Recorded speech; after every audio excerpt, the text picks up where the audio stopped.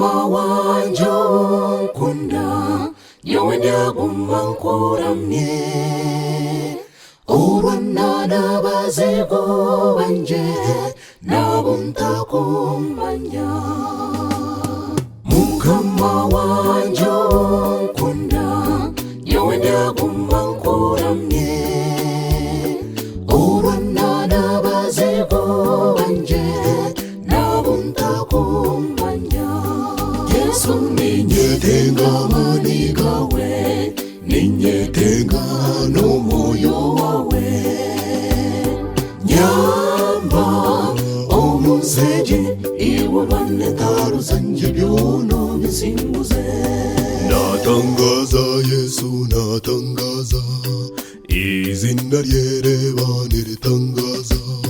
Nambeno ndyagumangambe izina ryawe n'ubundi ikakufa irampumuriza.